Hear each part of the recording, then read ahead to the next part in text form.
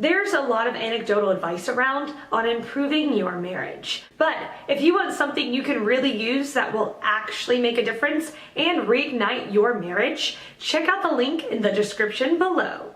A Mom's Guide to New York City. Natalie Holbrook of Hey Natalie Jean and author of the book Hey Natalie Jean, Advice, Musings, and Inspiration on Marriage, Motherhood, and Style shares why she thinks New York City is the best place in the world to raise a baby.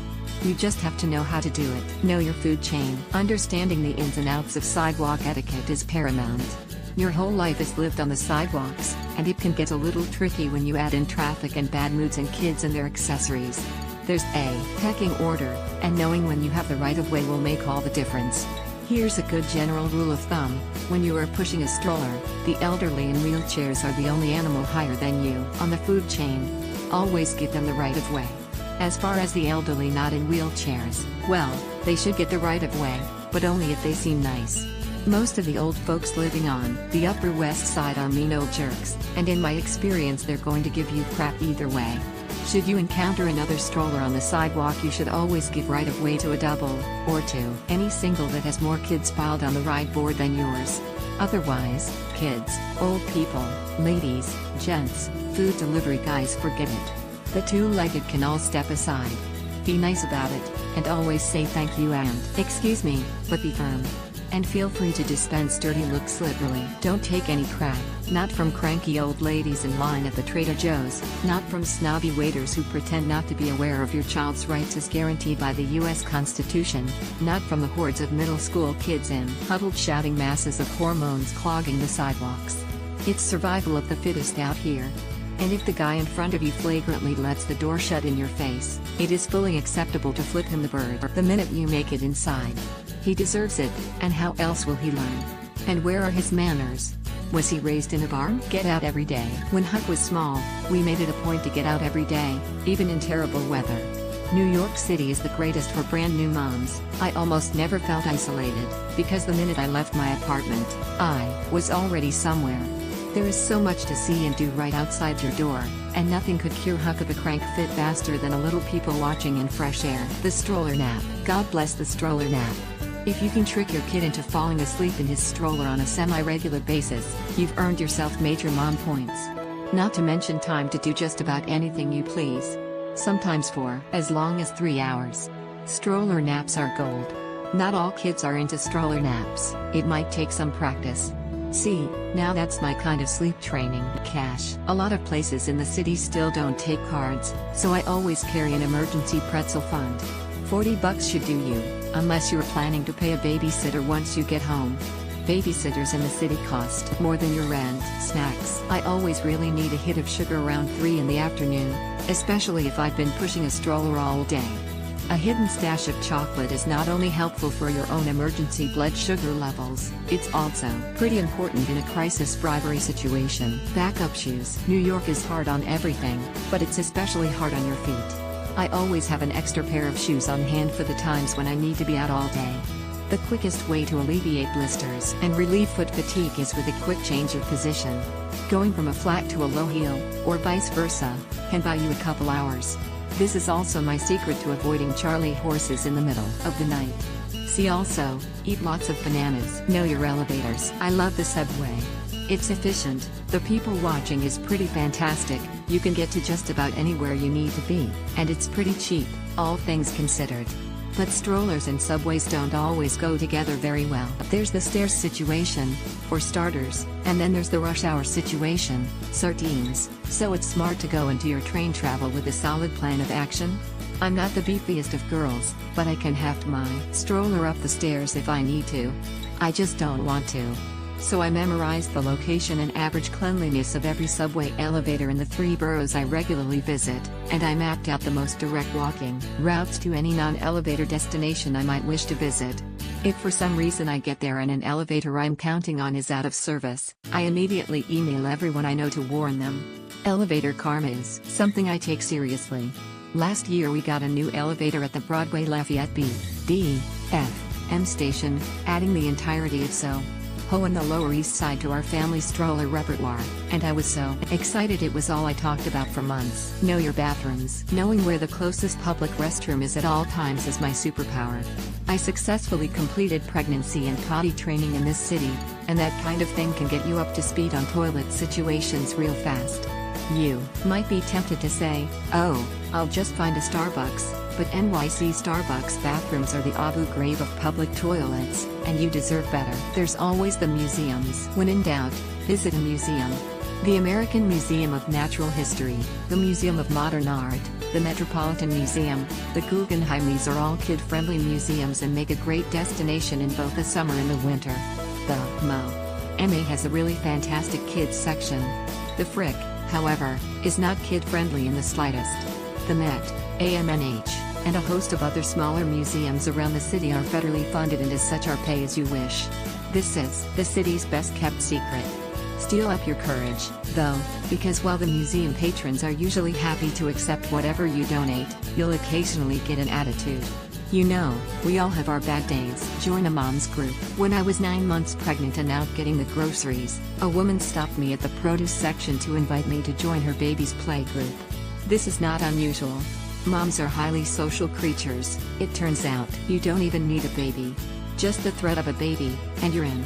You can find moms groups and playdates by neighborhood, by age, by your child's interests, through word of mouth, or by signing up for an email list. Having a support system out here is pretty important.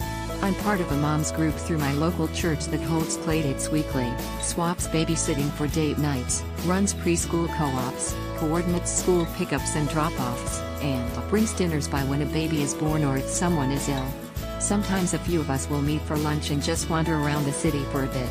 It's just really nice to be around people who also know the frustration of a broken elevator when you were really counting on it. Get it delivered. First of all, have you met Amazon Prime? Allow me to introduce you. The AP, as I call him, is my boyfriend. He is always there for me.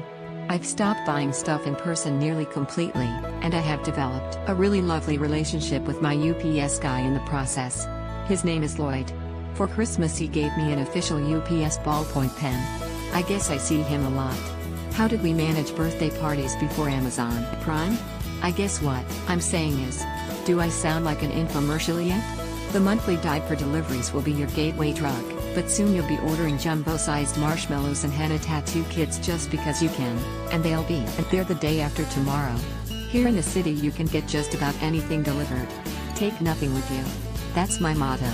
This kind of luxury is never going to happen to me ever again in any other place at any other time in my life, so you better believe I am having all of my toilet paper dropped off at my front door. Kid-friendly restaurants. I sort of wonder if there might not be any such thing as a kid-friendly restaurant. I suspect it really has more to do with whether you have a restaurant-friendly kid. Most places I've been here are kid-friendly, even the places I'd consider a little stuffier. You just have to know how to handle yourself in there. It's a subtle interplay between a child's behavior and a parent's reaction to said behavior that makes the difference. Every place has pasta with butter or bowls of steamed rice. There's always somewhere to park your stroller while you eat, and eating one-handed with a baby on your lap is not so difficult once you get some practice. My best tips for successful meals out with kids: give your kid his own set of chopsticks and you'll find yourself with a solid 45 minutes of orange chicken peace and quiet. Kids with chopsticks also eat 50% more of their dinner than they would have otherwise. At the end of the meal, use a wet wipe or two to wipe up your mess. The staff will love you for it and be happy to accommodate you the next time they see you. Statistically speaking, most likely your kid isn't going to poke his eye out with a butter knife, so I always let Huck have one if he wants it so long as he's quiet. Download games on your iPhone for emergency situations, and don't you dare feel bad about it. Remember, if you want your kid to behave in must-behave at all costs situations, you need to put your kid in must-behave at all costs situations as often as possible. And if you have a bad experience, go easy on yourself. Consider it good practice. Be upfront with your baby about your expectations, and reward him generously when he's polite and well-mannered, even if he's too little to understand you. I swear it works. Accept help when it's offered. Help will be offered a lot out here. You might be surprised to learn. New Yorkers are actually very kind. Moms are sort of an endangered species, and you'll be taken care of by the many grateful non-breeders who recognize your value to society. Chivalry is not dead. except for when it is, and then it's a nice excuse to exercise some righteous indignation. Sometimes a little righteous indignation feels good. But yes, there is help everywhere. But not from the tourists, though.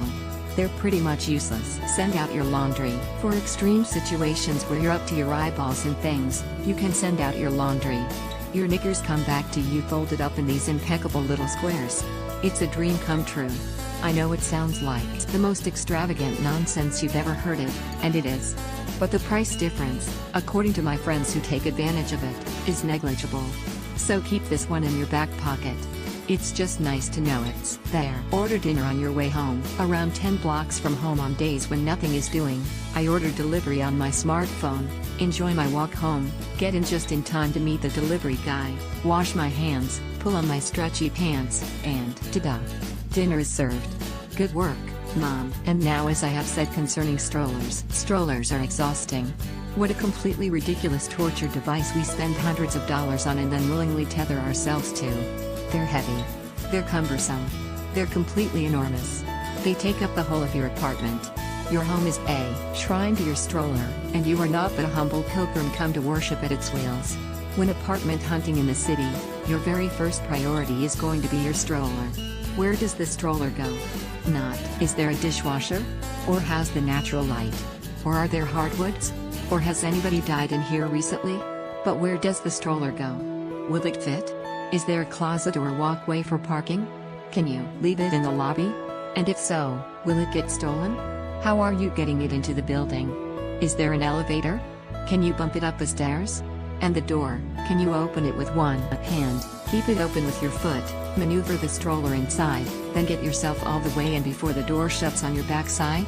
How do the doors open, anyway? If the doors open out and you are on any kind of stair situation, you are fully screwed. I always say we made it. When we roll into our lobby, like we've just barely escaped with our lives, but this is how it feels. For me, at least. Huck's been sitting there the whole time enjoying the ride of his life. But it's a distinction worthy of an Iron Man award every time we run to the drugstore and make it back in one piece. It's really better that we not downplay this. You got one foot in the lobby, you remember to get the eggs, you've really beat the odds. This is an accomplishment worth celebrating. One of these days our strollers will come with phone chargers and sound systems and hovercraft technology. And won't that be nice? Excerpted from Natalie Holbrook's new book Hey Natalie Jean, Advice, Musings, and Inspiration on Marriage, Motherhood, and Style in stores now.